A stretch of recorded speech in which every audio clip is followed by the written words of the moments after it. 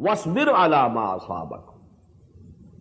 And then have patience, bear with fortitude and steadfastness, whatever comes to you. Now this tells us there's something inevitable, some relationship between Amr bil Ma'ruf and Nahi anil Munkar, and then you have to have sabr. Because as you say generally, truth is always bitter. When you ask somebody to refrain from something which is evil, well, he will resent. There will be resentment. Who are you?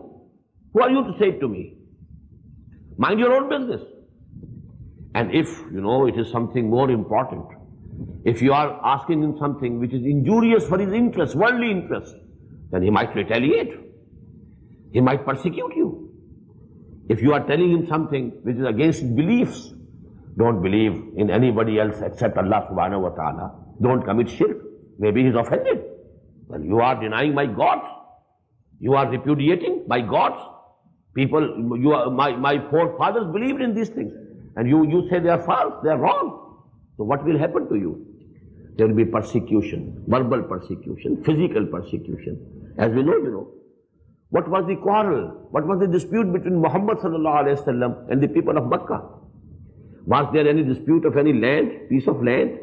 Any dispute about property? Any dispute about money? Any dispute about any, some woman? Nothing of the sort. What was the dispute? The Prophet said, La ilaha illallah. These gods of yours are false. They have no reality. Don't worship anybody except Allah. Anyone. No God, but Allah subhanahu wa ta'ala. And now there was the turmoil. There was the persecution. There was the opposition. He was being tortured, he and his colleagues. The more physical torture was coming to the people who were not so strong, who didn't have that position or status in this society, the slaves.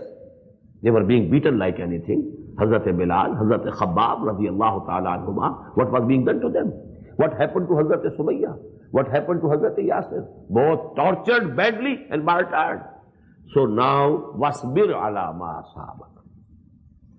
If you take to this path, if you take up the courage to say the spade is spade, if you are ready to say this is wrong, this is right, if you are taking upon yourself this mission of enjoining whatever is good and just to others and forbidding others from whatever is wrong and whatever is false, then be ready, gird up your loins.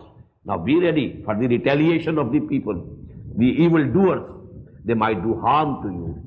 They might be persecuting you, either with their own tongues, verbal persecution. He is majnoon, he has gone crazy. He is power hungry. Innaha la shay'un yurad.